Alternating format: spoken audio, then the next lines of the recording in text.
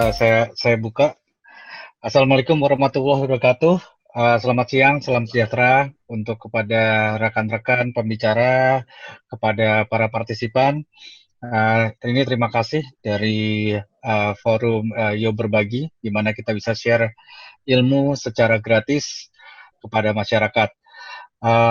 Pada kesempatan kali ini, dari Yo Berbagi ingin membahas bagaimana untuk menjaga langit biru dari Jakarta. Jadi seperti kita ketahui sekarang lagi ada wabah pandemi corona. Di satu sisinya memang sangat menyulitkan bagi masyarakat, tapi ada sisi lain di mana langit Jakarta lebih cerah, lebih biru. Kalau orang ngomong green, oh green energy, green apa kita ngomong sekarang, blue sky is a blue, the sexy of the new green. Nah, pada siang hari ini, ya saya perkenalkan diri saya Edwin Pramdita Wikanta, saya Business Development Manager untuk Tractable Indonesia, dan ya saya berpengalaman untuk di bidang infrastruktur. Saya 12 tahun di overseas, dari MRT, habis itu ke airport, mixed development, dan power. Basic saya adalah electrical power, dan kita punya dua narasumber yang bukan cukup luar biasa menariknya. Ada satu Dr. Muhammad Reza, salah satu power system expert di Trackable Engineering. Jadi supaya lebih akrab mungkin siang ini, karena kita memang targetnya untuk Indonesia, kita panggil dengan Mas Reza. Jadi background-nya dari Mas Reza ini adalah dia power system sejati, power system expert sejati. S1-nya dari ITB Bandung, terus dan doktor dari TU Delft, Belanda. Habis itu Mas Reza ini kerja di ABB Swedia selama 10 tahun sebagai scientist, sampai study group manager. Dan Mas Reza ini ini sangat membanggakan buat kita orang Indonesia. Mas Reza ini punya 5 paten dan udah publish atau menerbitkan dari 100 technical paper di luar negeri. Dan akhirnya Mas Reza sudah dalam 3 tahun ini sudah balik ke Indonesia, bergabung sempat untuk dengan ABB, Solvina International, dan akhirnya berlabuh ke Tractable. Dan waktu tahun lalu ada peristiwa out di Jakarta, sampai Jawa, yang sangat terkenal di tanggal 4 Agustus. Mas ini salah satu orang pertama yang dipanggil untuk menginvestigasi secara third party dan profesional dengan expertnya dengan apa yang terjadi. Oke. Dan yang tidak kalah menariknya, kita juga ada Tene, kita panggil dengan Mas Michael siang ini. Mas Michael ini adalah di Head of Corporate Planning and Investor Relation at Bluebird Group. Kenapa Bluebird itu sangat menarik? Karena kita ingin dengan Kelsa pertama kali, Bluebird itu merupakan salah satu transport provider di Indonesia, bukan hanya provider tapi mungkin pelopor atau pionir yang menggunakan mobil listrik. Dan tentunya akan sangat menarik untuk berbagi pengalaman bagaimana idenya bisa kok di saat orang masih mikir-mikir, oh kita pakai bensin aja, kan lebih murah. Tapi Bluebird itu go green loh, dan itu udah ada puluhan unit, dan tahun ini akan datang lebih banyak lagi, merupakan prestasi luar biasa dari anak bangsa kita. Oke, tanpa menunggu lebih lama lagi, saya akan memulai. Kita mulai dari Mas Reza sebagai mau sharing bagaimana point of view dari sektor energi untuk mempertahankan langit biru di Jakarta ini. Oke, waktu dan tempat saya persilakan. Silakan, Mas Reza. Oke, terima kasih, Edwin. Saya mungkin mulai share screen dulu ya. Mungkin untuk teman-teman, webinar ini bermula dari kita bertiga melakukan kunjungan ke poolnya Bluebird, dan kemudian kita ngobrol-ngobrol soal electric vehicle dan sekitarnya. Dan dari situ kita ada ide, kayaknya ini informasi yang menarik kalau kita sharing juga ke teman-teman komunitas yang tertarik dengan listrik dan terutama listrik bersih termasuk electric vehicle. Nah, saya akan mulai dengan presentasi saya. Jadi seperti tadi sudah dibilang oleh Edwin, kita ada di situasi untuk apakah electric vehicle ini akan menjadi new normal sesudah wabah COVID berlalu. Jadi tidak hanya di Indonesia, sebetulnya kita sering melihat di luar Indonesia pun situasi ketika jalanan itu, ketika kita commute ke kantor atau pulang dari kantor, kita melihat bagaimana emisi yang dikeluarkan dari kendaraan-kendaraan yang ada. Nah, kemudian ini juga memicu perhatian di Eropa, misalkan ketika masyarakat mulai mempertanyakan apakah memang kita perlu mengurangi polusi, terutama yang terkait dengan transportasi, ketika dia kemudian bisa mengakibatkan kejadian-kejadian yang tidak diinginkan. Sakit atau bahkan kematian yang disebabkan sakit misalkan karena polusi jangka panjang. Nah, di Eropa misalkan, kalau kita lihat di jalan-jalan bebas hambatan, kadang-kadang kecepatan dibatasi tidak hanya karena jalannya padat atau karena ada perbaikan, tetapi juga tidak jarang karena masalah polusi. Karena kita tahu ketika kendaraan dengan kecepatan sekian, itu polusinya juga berpengaruh. Jadi ketika berita ini beredar, ini 3-4 tahun yang lalu, 2020 itu kelihatan masih lama, tapi ternyata sekarang kita udah di 2020. Jadi waktu berjalan sangat cepat. Nah, di Indonesia sendiri tidak jauh berbeda, atau bahkan mungkin buat kita atau saya yang kadang-kadang juga kita suka naik ojek online misalkan, itu situasi yang sangat terasa tidak menyenangkan ketika kita berada di situasi seperti ini.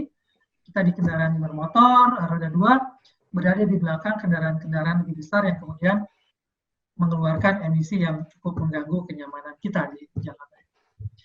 Nah, ini kondisi di bulan-bulan awal tahun ini, ketika apps yang menyatakan tingkat polusi udara di kota-kota besar, di antara Jakarta, menunjukkan angka 206, yang menunjukkan angka yang sangat tidak sehat. Nah,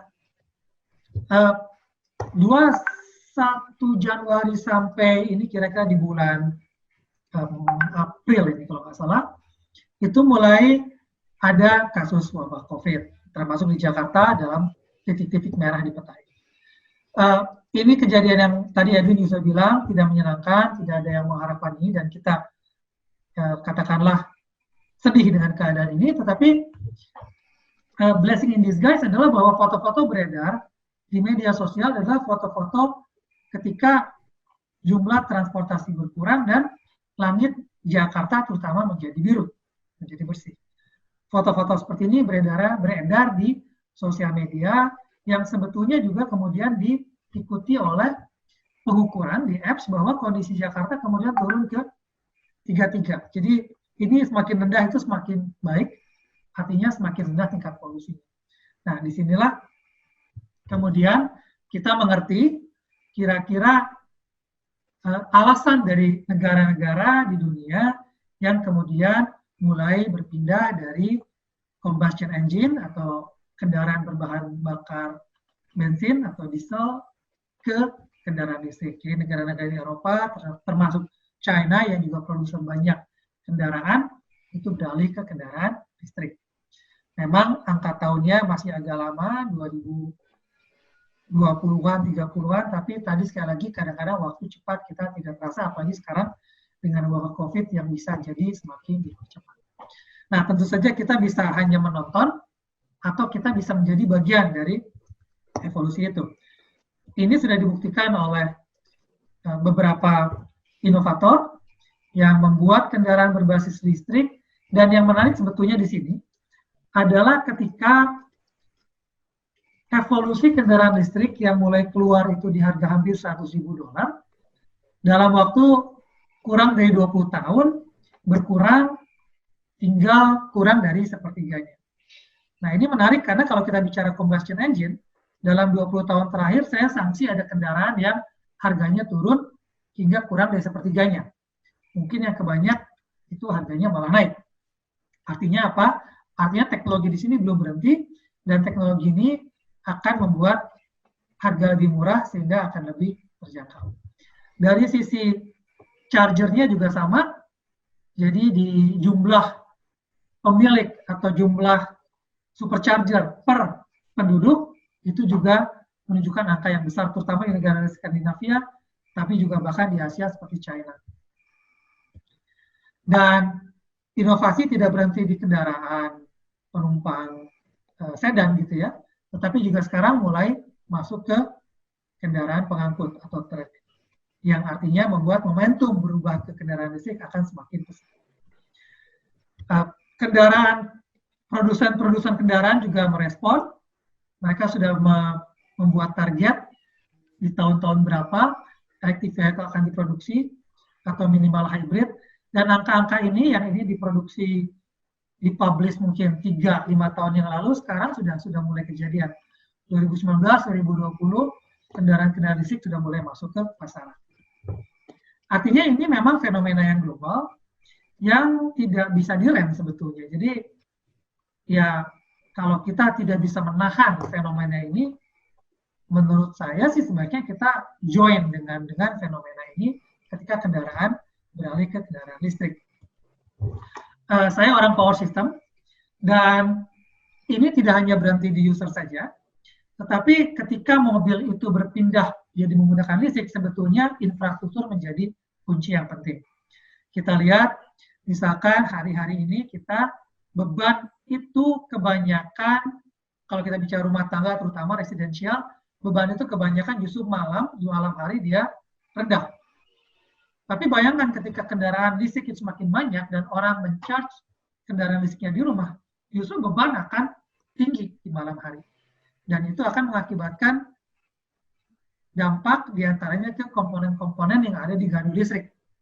Karena malam yang harusnya pendinginan komponen-komponen itu dibebani cukup tinggi. Belum lagi kalau kita bicara charging station atau charging port yang tersebar, energy storage baterai, dan energi bersih seperti terutama fotovoltaik mungkin yang mensuplai listrik yang akan digunakan oleh kendaraan listrik tersebut. Artinya fenomena listrik yang dulunya itu berasal dari pembangkit besar, daya mengalir ke pelanggan melalui transmisi, nanti mungkin akan berubah ketika banyak kendaraan listrik yang disuplai dari sumber-sumber energi yang ada di pelanggan, kemudian juga energy storage atau baterai yang ada di kendaraan itu kemudian mungkin bisa juga terlibat atau terlihat dari sistem secara keseluruhan. Rumah-rumah bisa menjadi semakin pintar ketika dia bisa mencharge kendaraan, ketika dia bisa membangkitkan listrik sendiri, dan terutama ketika nanti perpindahan dari daya yang digenerate oleh rumah tangga atau komersial itu bisa mencharge kendaraan listrik yang ada di sekitarnya. Di situ teknologi akan berkembang, tidak hanya masalah listrik, tetapi juga masalah telekomunikasi, masalah mungkin Internet of Things, tentang finansialnya dan lain-lain.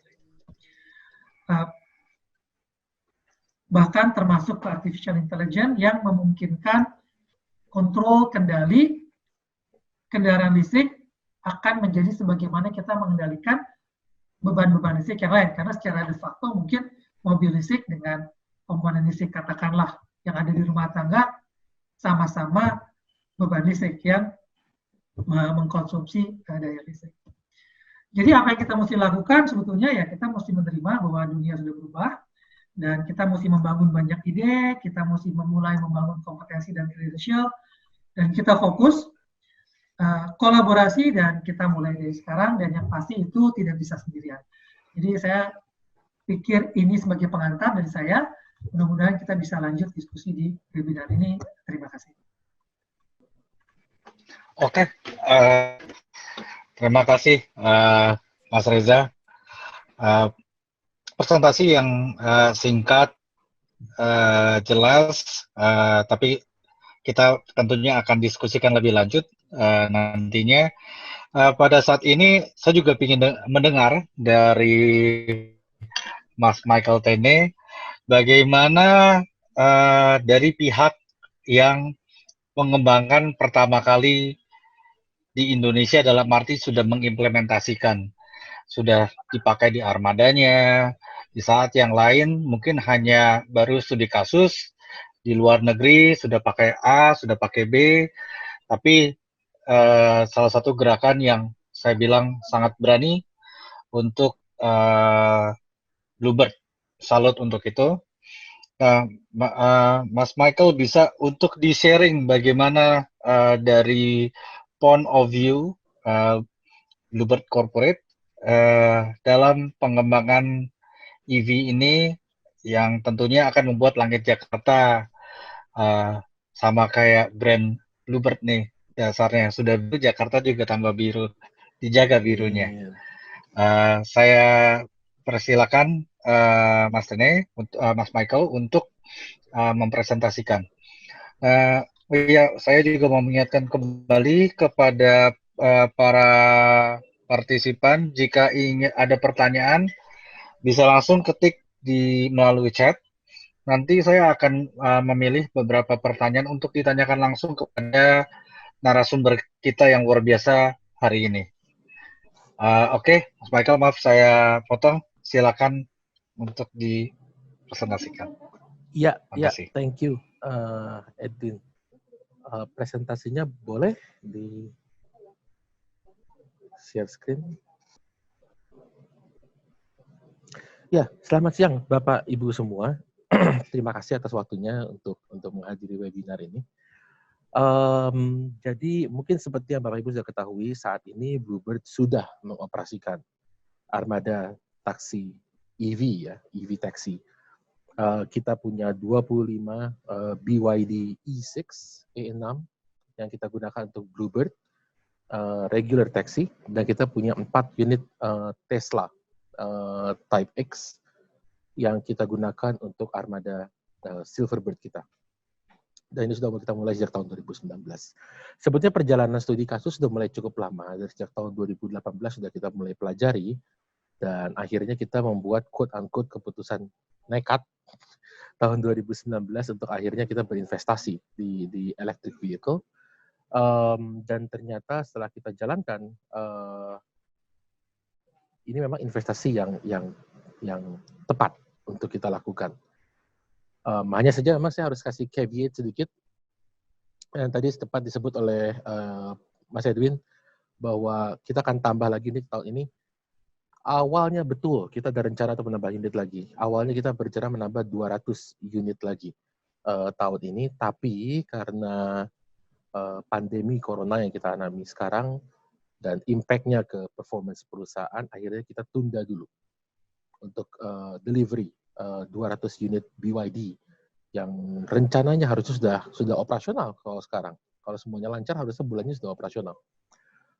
Kita tunda dulu, tetapi pihak BYD juga memahami kondisi kita, dan kita tetap masih komit begitu kondisi sudah membaik, kita akan kembali agresif dalam mengembangkan EV fleet atau EV taxi fleet kita. Karena selain tentunya ini adalah sesuatu yang mendorong atau sesuatu yang mendukung Jakarta yang lebih atau Jakarta yang lebih green boleh dikatakan, dan bagaimana kita bisa memberikan solusi transportasi umum yang environmentally friendly, Selain itu, memang ini secara financial, it makes a lot of sense untuk kita berinvestasi di EV. Oke, boleh dilanjut slide-nya, next. Sedikit CV. Jadi kalau saya sekarang Head of Investor Relation dan Corporate Finance Planning di Bluebird. Sebelum saya sudah dari sejak 2016 bergabung dengan Bluebird. Sebelumnya saya di Sentul City dan juga di Saratoga Capital. Memang foto profilnya harus dengan istri dan anak, itu permintaan istri itu. Kalau nggak dengan istri dan anak nggak boleh ikut webinar katanya. Jadi ya harus foto keluarga katanya yang muncul. Boleh, next. Jadi seperti yang Bapak Ibu ketahui, tentunya pemerintah juga mendorong untuk dikembangkannya electric vehicle di Indonesia. Dan sebetulnya target pemerintah itu lebih dari hanya sekedar kita sebagai pengguna electric vehicle, tapi bagaimana menjadikan Indonesia sebagai pusat produksi electric vehicle di kawasan Asia Tenggara. Jadi tidak hanya kita sebagai user, tapi juga sebagai manufacturer. Dan salah satunya memang karena kita punya capability atau kita punya sumber daya alam untuk bisa membangun industri baterai untuk EV. Dan baterai ini adalah komponen yang paling krusial ya kalau kita bicara EV. Kalau kita bicara harga dari satu mobil EV yang kita beli, baik itu yang Tesla ataupun BYD yang kita beli kemarin, sekitar 60% dari harga tersebut adalah memang untuk baterainya. Dan itulah komponen yang paling mahal sebetulnya. Tapi yang menarik juga adalah along the way harga baterai ini semakin murah. Sehingga harga mobil EV juga semakin murah. Kalau saya boleh perbandingkan mobil electric vehicle yang kita rencananya tadinya kita serah terima atau kita delivery tahun ini, itu harganya sudah sekitar 35-40% lebih murah dibandingkan mobil BYD yang kita beli tahun 2019 dengan kapasitas baterai yang sama. Berarti daya atau kemampuan jelajahnya atau kemampuan kilometer tempuhnya per hari pun juga sama. Hanya bedanya kalau yang kemarin kita beli adalah 5-seaters, rencananya kita mau beli berikutnya adalah 7-seaters. Itu aja perbedaannya. Tapi secara battery capacity, kemampuan baterainya sama dengan yang kita gunakan kemarin. Tetapi harganya sudah turun sekitar 35-40%. Itu sebetulnya karena memang reduction dari harga baterainya itu sendiri. Itulah makanya kenapa kita lihat ke depannya harga EV itu akan tentu semakin murah dan akan semakin make sense untuk terutama bagi perusahaan transportasi seperti Bluebird untuk kita menggunakan EV. Jadi saya akan jelaskan kenapa itu sangat financially make sense untuk kita. Tapi intinya adalah government support sudah ada di sini sebetulnya. Para menteri sudah bicara mengenai itu dan kita yakin bahwa kedepannya supportnya akan terus ada dari government, dan support ini penting karena untuk bisa kita membangun ekosistem EV di Indonesia, kami sebagai perusahaan transportasi terbatas tentunya kemampuannya, yaitu untuk pembelian kendaraan, untuk maintenance, ya, tetapi ketersediaan charging station misalnya itu menjadi sangat krusial. Kalau kita mau EV itu semakin marak di jalanan, ya berarti memang charging station itu menjadi sangat krusial juga untuk ada dan mudah digunakan. Walaupun kalau kita lihat dari operation kita sebetulnya anggapan orang bahwa kalau pakai mobil EV sebentar harus nge-charge lagi, itu the reality is very different. Sebetulnya kami mampu untuk menjalankan mobil EV kita dari subuh mobil keluar dari pool sampai dengan kembali setelah berjalan 300 km tanpa charging sekalipun, itu mampu dilakukan dengan tipe mobil yang kita gunakan sekarang. Next. Nah, jadi kita juga dapat banyak dukungan dari baik itu Kementerian Keuangan, Angkasa Pura, karena memang salah satu kelebihan dari EV fleet kita karena kita adalah pengguna pertama, sehingga taksi EV kita itu kalau ke airport mereka bisa langsung masuk ke terminal, bisa langsung jemput ke terminal. Mungkin Bapak Ibu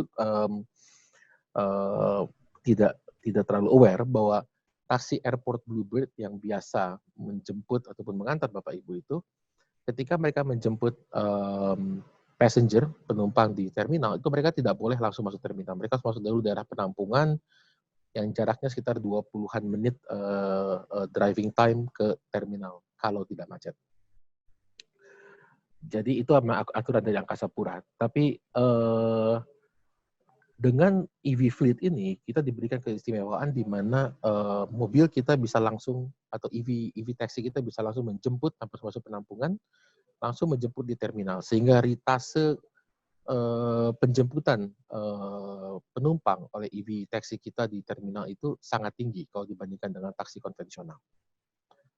Lalu PLN juga support kita, termasuk juga dengan special price untuk listriknya untuk charging EV kita. BKPM dan berbagai institusi pemerintah yang lain itu turut membantu kita untuk mengembangkan armada EV taxi kita yang pertama. Next.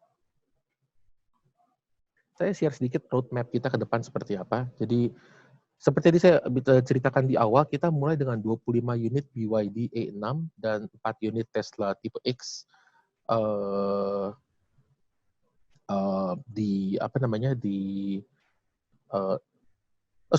Teslanya bukan tipe X, sorry, saya salah.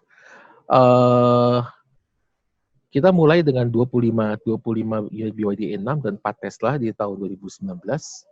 Dan tadinya kita berencana untuk membeli sekitar 200 unit lagi BYD E6. Bukan BYD E6, tapi BYD yang beda tipe, tapi dari BYD juga.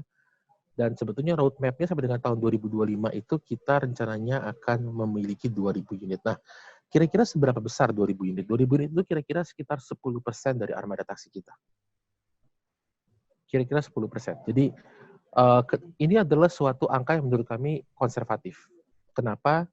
Karena ketika kita mencanangkan program ini, kita belum tahu persis roadmap pemerintah dalam mengembangkan atau mengembangkan ekosistem EV di Indonesia. Tapi kita tahu bahwa kalau kita harus operate 2.000 unit dengan pool yang kita punya, dengan financial capability yang kita punya juga, karena kalau kita beli EV fleet, kita harus beli charging station-nya juga, dan charging station sebetulnya lumayan juga harganya. Tapi kalau kita hitung-hitung dengan kemampuan kita, ya kita harusnya bisa untuk memiliki 2.000 unit. Katakanlah pemerintah tidak melakukan apapun dalam mengembangkan infrastruktur charging station, kita mampu untuk self-sustain untuk 2.000 unit ini. Bahkan sebetulnya planning kita adalah charging atau sumber listrik untuk charging kendaraan ini itu juga berasal dari renewable energy. Makanya kemarin itu kita sudah mulai mengeksplor kemungkinan menggunakan solar panel untuk generating electricity untuk charging ke EV kita. Jadi end-to-end dari EV taxi atau EV fleet kita itu betul-betul green arahnya. Nah, untuk dari selain dari kesiapan kita infrastruktur, juga kita disupport juga oleh dealer atau manufacturer tepatnya, di mana mereka juga memberikan keterampilan atau memberikan training kepada teknisi kita untuk melakukan maintenance. Tapi memang kita juga harus akui bahwa maintenance untuk EV fleet atau EV taxi itu sangat rendah dibandingkan maintenance untuk konvensional. Jadi Bapak Ibu bisa bayangkan kalau mobil biasa itu setiap katakanlah setiap 5.000 km harus ganti oli, harus ada ganti filter, harus ganti fan belt atau apapun yang rutin. Di EV taxi kita hal tersebut tidak ada. Sehingga maintenance rutin yang kita lakukan adalah untuk mengecek capacity dari baterai atau battery performance kita seperti apa. Dan untuk battery performance sendiri kita juga mendapatkan warranty ya dari BYD selama 7 tahun. Jadi warranty tersebut cukup untuk masa penggunaan EV fleet kita. So buat kita satu sisi maintenance-nya memang sangat rendah, dan kalau kita lihat secara operational cost-nya, maintenance untuk EV fleet kita itu per unitnya itu sekitar 50-60% lebih murah dibandingkan konvensional taxi. Dari sisi penghematan BBM juga sangat besar, lebih dari 50% juga kalau kita bandingkan berapa rupiah yang kita harus spend untuk electricity charging versus kalau kita harus menggunakan fossil fuel atau BBM, itu lebih dari 50% juga penghematannya. Jadi itulah kenapa saya katakan di awal, secara financial it makes a lot of sense untuk kita menggunakan EV ini sebetulnya. Hanya satu saja, kalau kita bicara secara hitung-hitungan keuangan, IRR-nya memang belum sebagus mobil konvensional. Kenapa? Ada dua faktor. Pertama, harga belinya masih cukup mahal per unitnya dibandingkan katakan satu unit Toyota Transmover atau Avanza yang kita gunakan juga di armada kita. Dan juga selain itu juga kita belum tahu harga resale value di secondary marketnya seperti apa. Nah, di sini memang kita gambling di sini. Jadi we make a gamble terhadap penjualan mobil ini, karena kalau memang government berhasil untuk mengembangkan ekosistem EV di Indonesia, maka kita cukup yakin dengan harga jual second dari mobil ini. Tapi kalau itu tidak terjadi, tentunya akan sulit untuk mencari marketnya untuk membeli mobil tersebut, karena memang harus menyediakan charging station juga. So, ini adalah roadmap yang kita miliki, dan roadmap ini seperti saya katakan, ini sebetulnya lebih konservatif. Jadi kita apabila memang ekosistemnya dapat berkembang, tentunya kita akan develop atau kita akan kembangkan fleet kita lebih agresif lagi dari hanya 2.000 unit.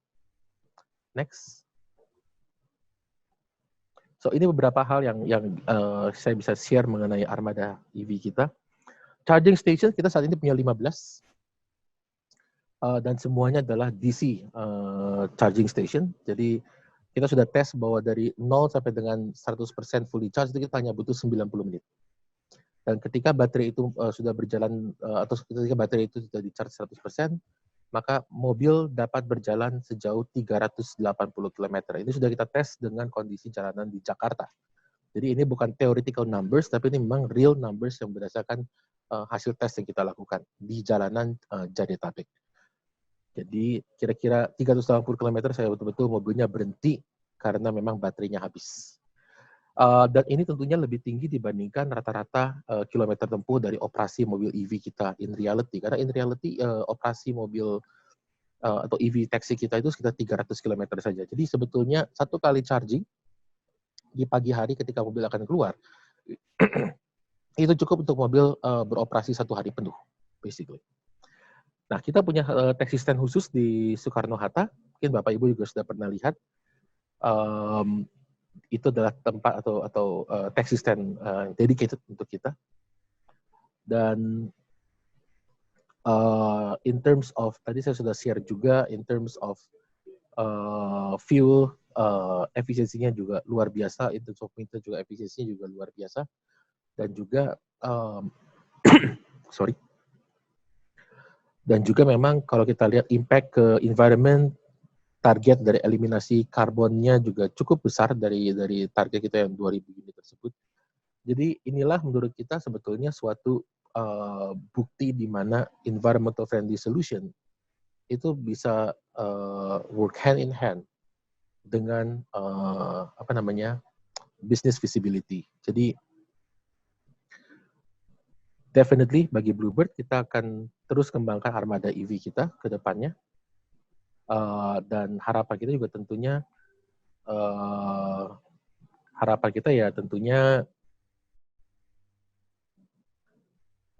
tidak berhenti hanya di 2.000 unit, tidak berhenti juga hanya pada 2 tipe ini. Dan harapan kita tentunya government bisa menciptakan ekosistem untuk pengembangan electric vehicle ke depannya. Bahkan kalau bisa jangan lagi kita import untuk mobil EV, kita produksi sendiri, manufaktur sendiri di Indonesia. Karena kita jelas punya capability-nya, dan sebetulnya kalau kita ngobrol dengan BYD, dengan Tesla, manufacturing mobil listrik itu lebih simple dibandingkan conventional cars. Jumlah parts-nya jauh lebih sedikit dibandingkan conventional cars. Jadi kita sebetulnya sangat-sangat bisa punya capability itu, dan kalau dari yang kita dengar ada beberapa perusahaan yang tadinya sudah berencana untuk membangun manufacturing line-nya sendiri untuk EV di Indonesia. Mudah-mudahan itu bisa terjadi, dan itu akan membuat harga EV menjadi semakin murah, semakin terjangkau juga untuk seluruh user, baik itu retail ataupun juga public transportation company seperti kami. Kira-kira itu yang saya share dari presentasi ini. Nanti kita bisa lanjut diskusinya lewat Q&A. Terima kasih.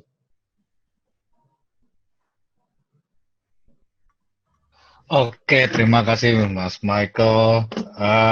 Ya, saya lihat juga kalau kemarin anak-anak muda itu sempat viral ya dengan Teslanya.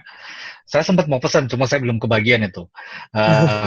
Jadi saya ngelihat anak-anak muda mereka pesan Tesla, habis itu dia ngevlog. Mungkin itu sana yang bagus untuk mempromosikan green energy di Indonesia dengan Ya, electrical. betul. Ya itu sempat viral. Ya gara-gara hal tersebut lah saya jadi tahu, wah Bluebird nih sudah mulai duluan dan generasi mudanya juga sangat tertarik. Oke, terima kasih. Jadi tadi sebenarnya saya juga mau nanya nih, tapi para partisipan kita udah duluan sebelum saya nanya. Jadi saya ada dua pertanyaan pertama. Jadi kita berikan dulu kepada yang partisipan. Ya. Ada saya lihat namanya Mas Maringan Cipto Budi Handoyo. Ini Mas Budi nanya, isu mengenai EV yang terbesar selain maturity dari produk, tetapi juga keterbatasan SDM yang terampil dalam ekonomi digital dapat berimpact terhadap operation risk. Apakah strategi khusus menghadapi tantangan tersebut? Ya, saya rasa ini bukan hanya untuk dari Bluebird, tapi juga dari power system point of view juga sangat penting karena bagaimana mengaplikasikan teknologi ini di Indonesia, SDM-nya, terus digitalnya akan butuh seperti apa sekarang. Banyak teknologi yang memakai IoT, dan kalau tentunya untuk Mas Reza, saya juga dan Mas Teme, dari pertanyaan ini saya juga berpikir kita sudah berusaha untuk go green, tapi memang supply energi kita juga masih banyak bergantung batu bara, masih belum begitu green untuk di Indonesia. Nah, itu tadi pertanyaan dari Mas Budi. Tapi juga ada dari pertanyaan kedua ini, kedua aja ya. Ada dari, wah ini suhu juga ini. Kemarin sempat viral ada kita panggil, kalau ini Bro Alex karena mungkin sudah lebih mature dari kita-kita nih. Dia menanya, Bro Michael, kapan Bluebird juga mengoperasikan drone as air taxi? Ya, kemarin saya juga sempat ngelihat kalau Frogs ID itu lagi mengembangkan drone untuk dari pertanian, tapi merupakan alternatif yang menarik juga. Oke, waktu saya persilakan untuk dari Mas Michael dan Mas Riza untuk menjawab dua pertanyaan ini dulu. Silakan. Oke, mengenai manpower, itu sebenarnya kekhawatiran kita juga ketika kita pertama kali mengembangkan EV fleet di Bluebird. Apakah kita punya manpower yang sanggup untuk handling mobil ini? Tapi ternyata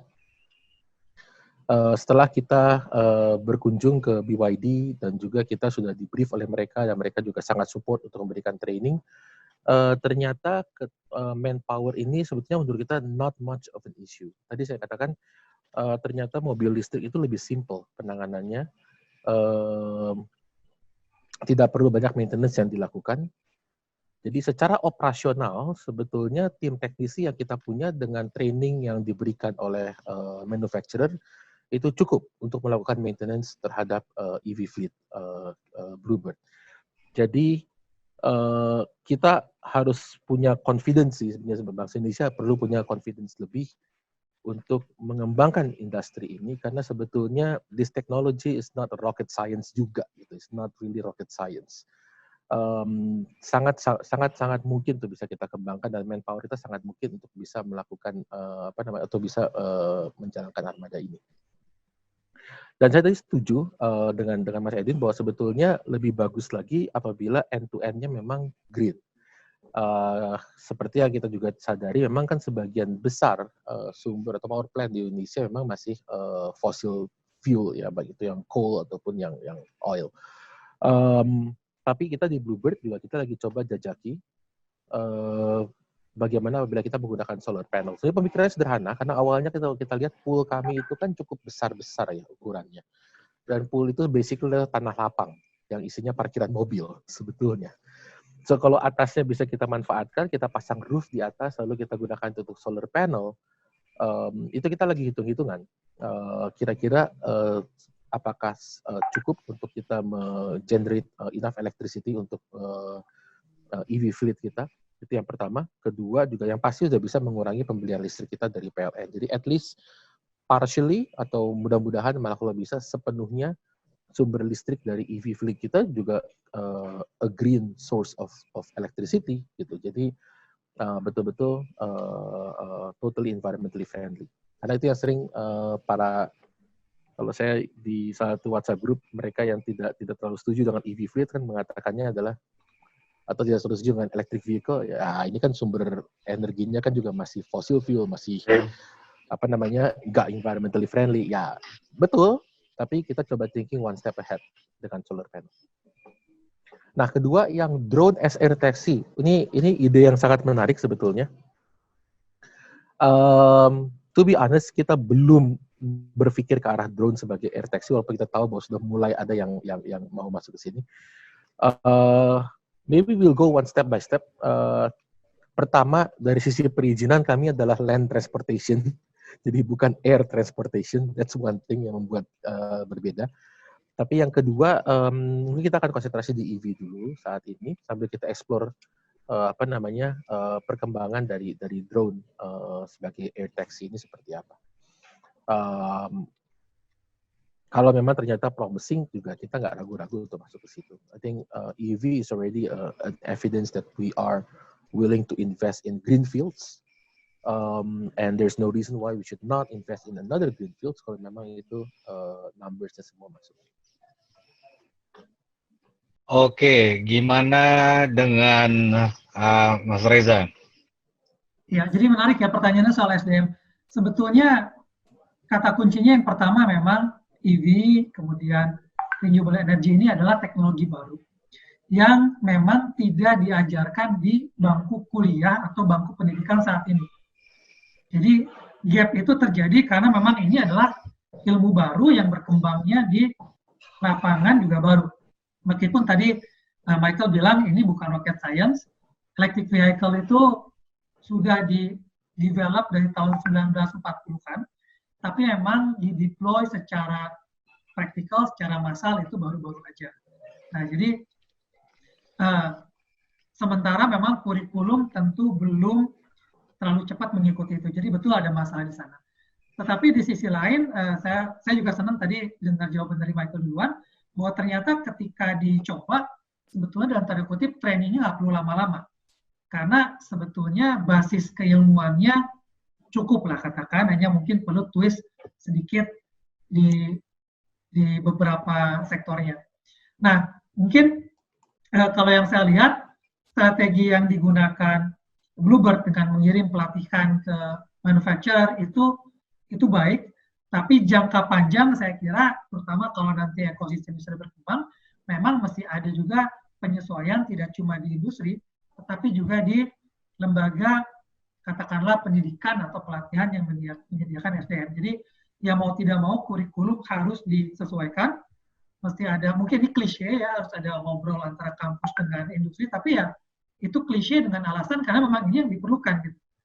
Nah, di sisi lain ini adalah opportunity untuk industri maupun akademisi untuk ya membuat program yang sesuai dengan apa yang diperlukan, terutama karena industri ini tidak cuma baru tapi berkembangnya cepat. Jadi kalau kita tadi dengar teknologi baterai harga turun hitungan 10% dalam setahun, itu ada teknologi yang melandasi itu, dan biasanya nanti ada teknologi turunannya, artinya juga maintenance dan lain sebagainya itu akan berbeda. Jadi strategi jangka pendek saya pikir mungkin ada di industri yang melakukan pelatihan-pelatihan cepat, tapi strategi jangka panjang memang harus ada penyelesaian dari katakanlah kurikulum di pendidikan Indonesia. Pertama, dia mengembrace atau menerima teknologi baru. Yang kedua, menyiapkan orang untuk terus berubah. Karena ini opportunity yang luas. Sekarang kita bicara EV, kemudian integrasinya dengan renewable, nanti kita bicara mungkin komunikasi antara komponen dengan generation-nya ketika kita bicara Internet of Things yang lebih banyak. Jadi itu mungkin saya mengomentari soal yang drone, saya pikir secara teknologi mungkin itu dimungkinkan, tinggal kita lihat apakah bisnisnya atau marketnya ada. Sekian mungkin, Erin.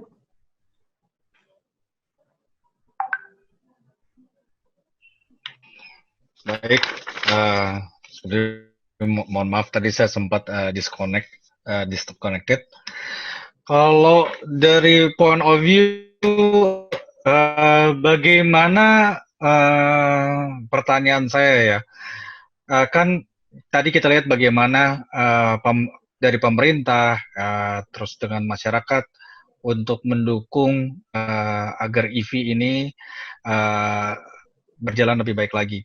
Karena sekarang apakah bagaimana menurut pendapat Mas Reza sebagai power system yang expert, apa langkah-langkah yang harus dilakukan pemerintah untuk lanjutkan program ini? Karena kan kita peraturan pemerintah kadang-kadang tumpang tindih ya, yang dari kementerian dengan kementerian itu suka ada clash-nya. Dan kalau dari penyediaan EV charging station yang seperti sudah disebutkan dari Mas Tene bahwa sekarang industri sudah mulai membangun, bahkan ada salah satu merek yang sudah membangun pabrik lokal ongoing project, di mana chargernya itu akan sangat banyak perlu dibutuhkan ya. Jadi harus lebih tersebar, lebih merata. Studi-studi apa, Mas Reza, yang harusnya dilakukan, diperlukan oleh pemerintah, authority atau otoritas, ataupun dari para akademi. Jadi bagaimana sinergi yang baik antara dari pemerintah, profesional atau praktisi, akademisi, bahkan mahasiswa nih harus digalakan untuk apa nih Mas dalam power system ini atau lingkungan yang membuat EV infrastruktur ini semakin baik? Ya mungkin yang kata kunci tadi, sebenarnya Michael sempat bilang ya, ketika fast charging bisa men-charge dalam 90 menit, kemudian kendaraan bisa jalan 1 hari, itu menunjukkan bahwa itu adalah memang kunci yang bisa membuat EV populer. Dan kalau saya melihat dari sisi Indonesia ya, sebenarnya ini peluang, karena ketika kita bisa menyediakan teknologi charging yang baik dan tepat, itu otomatis kita membantu ada dua. Pertama, membantu penggunaan listrik yang sekarang juga memang katakanlah Indonesia cukup berlebih gitu ya. Yang kedua juga ini adalah teknologi baru yang mungkin kita bisa dalam tanda kutip bersama-sama startnya dengan negara-negara yang lain. Jadi kalau kita mau ngejar ke combustion engine, mungkin kita ketinggalannya hitungan puluhan tahun. Tapi seperti tadi pengalaman Bluebird, kalau kita ngejar ke EV, mungkin kita ketinggalannya sebenarnya beberapa tahun aja. Jadi itu peluang yang kita bisa lakukan. Kedua juga ketika kita bicara roadmap renewables, sebetulnya ya EV ini go hand in hand ya dengan renewables. Karena ketika listrik diproduksi dengan bersih dan digunakan dengan bersih dalam transportasi tanpa polusi, itu keuntungan jangka panjangnya akan tercapai barengan. Jadi ketika kita bicara dampak lingkungan yang sama-sama dihilangkan dengan kombinasi renewable dan EV ini, saya pikir itu peluang yang yang ya kita mesti ambil, dan itu tadi intinya ini peluang yang kita ketinggalannya belum jauh lah. Mungkin kurang lebih itu dari saya.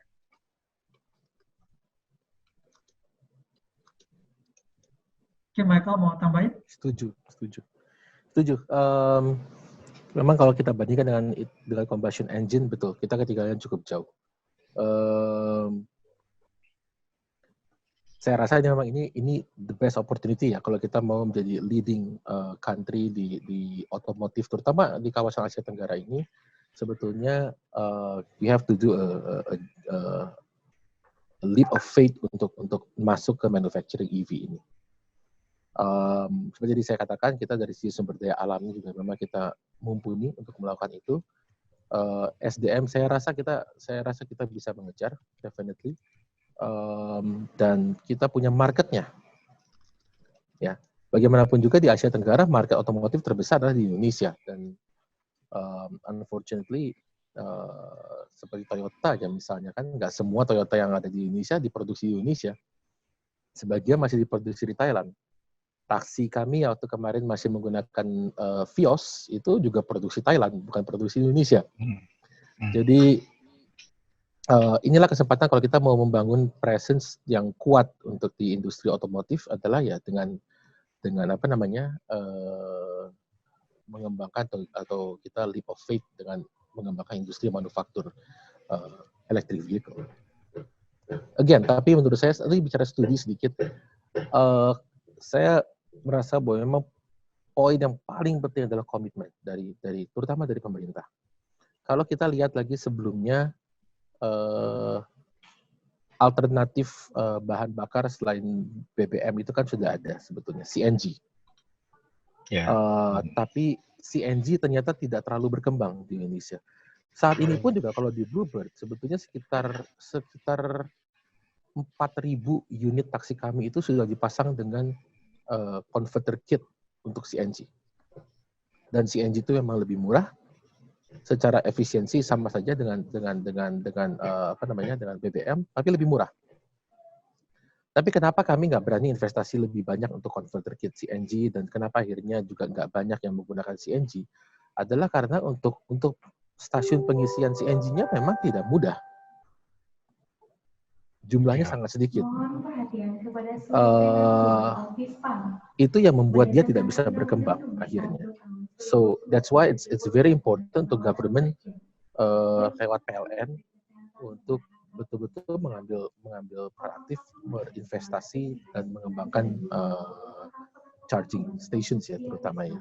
Ya memang ini chicken and egg. Kan yang bilang mobilnya belum banyak, kenapa yang bikin charging stationnya banyak-banyak? Tapi ya kalau charging stationnya tidak ada, no one will buy the car juga. Gitu.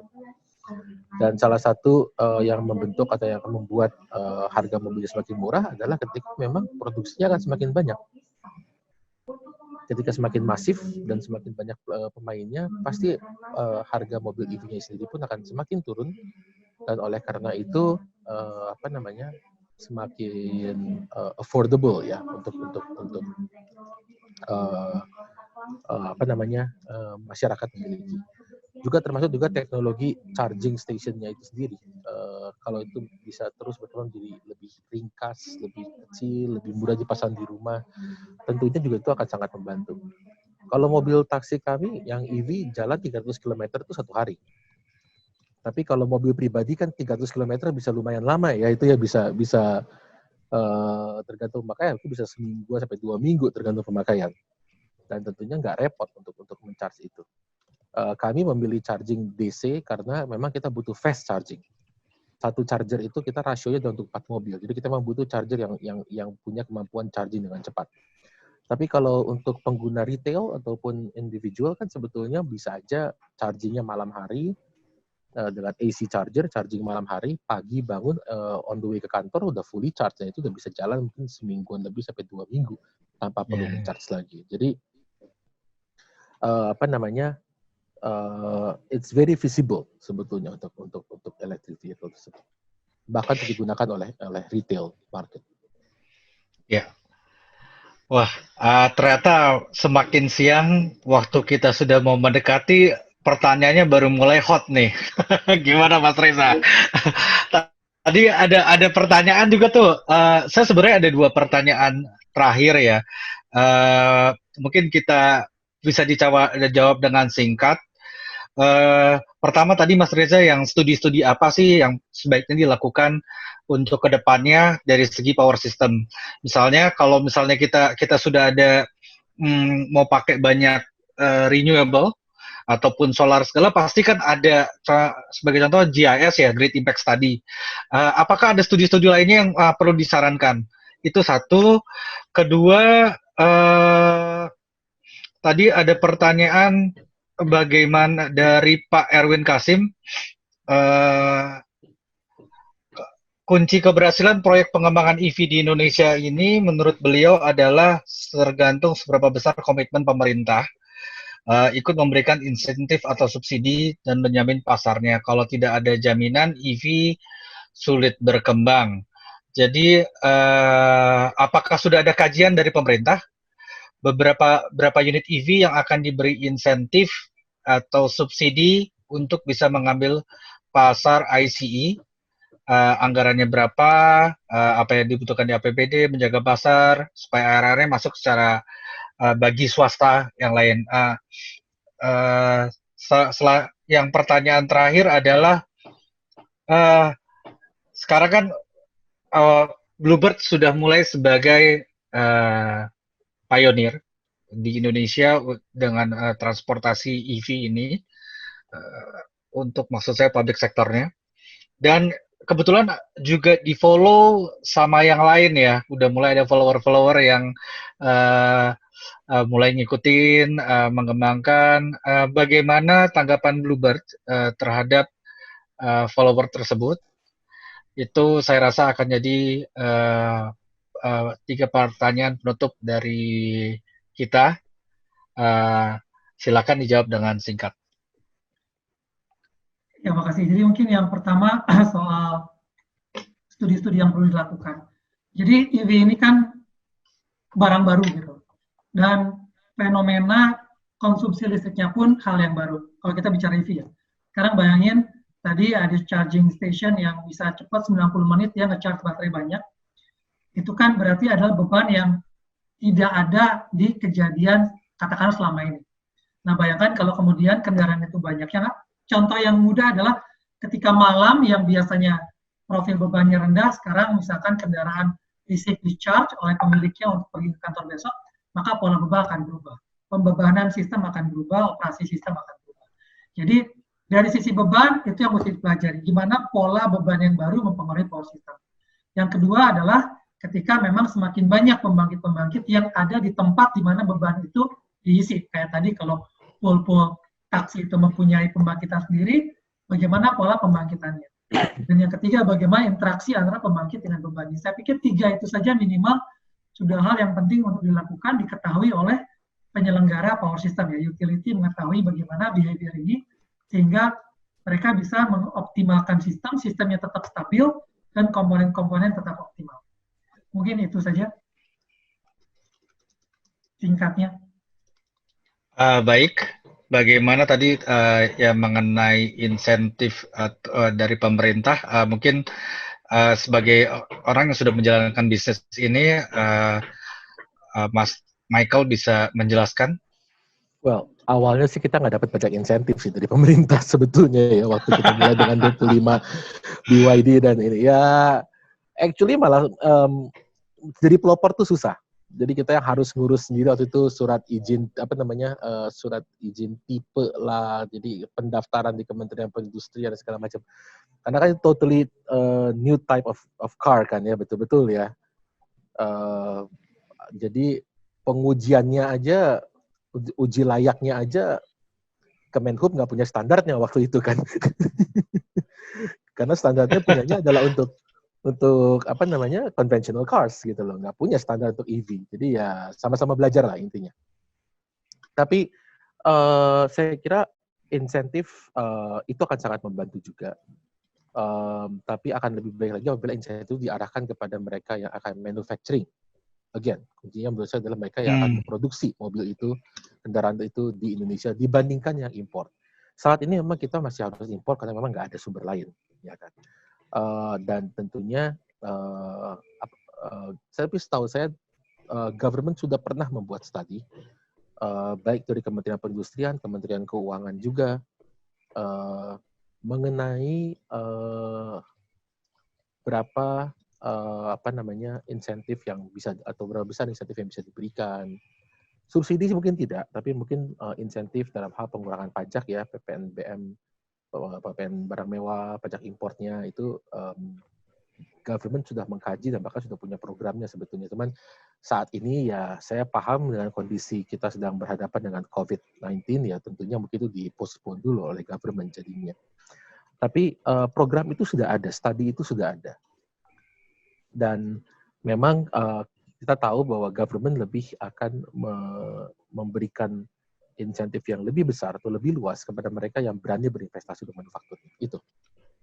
Itu yang yang kita apresiasi sebetulnya dari government. Mudah-mudahan ketika semua kondisi sudah membaik tentunya itu bisa dijalankan dan itu akan jadi kunci utama sih untuk kita mengembangkan EV di Indonesia lebih masif. Nah, mengenai tadi ada kompetitor kita yang juga sudah masuk. Ya, Grab kan sudah masuk dengan kalau nggak salah 20 Hyundai Ioniq. Different type dengan yang kita gunakan. Buat kami sama-sama bagus lah. Artinya ada pihak lain yang juga percaya dengan thesis untuk pengembangan electric vehicle sebagai public transportation di Indonesia. Dan sebetulnya kalau kita bicara public transportation di luar taksi, Transjakarta pun sebetulnya punya roadmap untuk mengganti sebagian dari armada mereka, baik yang CNG maupun yang BBM itu ke electric bus. Jadi sebetulnya roadmap-nya sudah ada dan mereka sudah mulai operasi juga beberapa tipe bus dari beberapa manufacturer untuk mereka lihat yang mana yang kelihatannya paling cocok untuk mereka gunakan. Jadi we as public transportation ya baik Transjakarta, ada Bluebird, ada Grab juga ya kita memang pioneering di sini dan mudah-mudahan itu menjadi pembelajaran ya. Jadi orang juga bisa merasakan naik mobil EV seperti apa, perbedaannya seperti apa dengan mobil biasa. Yang tadi Edwin sempat bilang di awal bahwa jadi viral, banyak yang vlogging, anak-anak muda atau millennials banyak yang vlogging mengenai perjalanan mereka di BYD ataupun di Tesla kita itu betul dan the message of being an environmentally friendly transportation itu resonate sih dengan mereka. Dan itulah sebetulnya kan the biggest market di Indonesia, the millennials gitu loh. Dan mereka punya awareness yang sangat baik terhadap masalah environment. Tinggal kita merespon itu dengan tepat. Oke, baik. Terima kasih atas kebetulan kita juga diingatkan dari pihak platform. Juga saya rasa teman-teman ada yang perlu melanjutkan melanjutkan untuk aktivitas lainnya. Kepada para peserta boleh nyalain kameranya. Yuk kita foto bareng sambil menunggu. Kami mengucapkan terima kasih yang sebesar-besarnya kepada platform Bio Berbagi. Dengan ini kami bisa berbagi ilmu secara gratis kepada para praktisi, sesama praktisi, ke para akademisi, kepada rekan-rekan. Saya lihat juga ada mahasiswa tadi, ada Arga ya, anak 2018, angkatan 2018 yang sudah ingin nanya, cuma mungkin sesinya udah keburu ditutup. Wah, ini juga ada suatu kehormatan, ada Pak Sumeno Eko Saputro untuk hadir di sini, Pak. Beliau mantan Direktur KAI dan juga lagi mengembangkan Urban and Product Fund Mobility. Mungkin kedepannya bisa ikut sharing ya Pak di sini untuk rekan-rekan. Dan juga saya lihat ada Pak Alex tadi itu mungkin bisa di-share juga tentang drone-nya, ada ya teman-teman lainnya. Mungkin saya persilakan Mas Reza untuk di screenshot-nya, kasih senyumnya nih.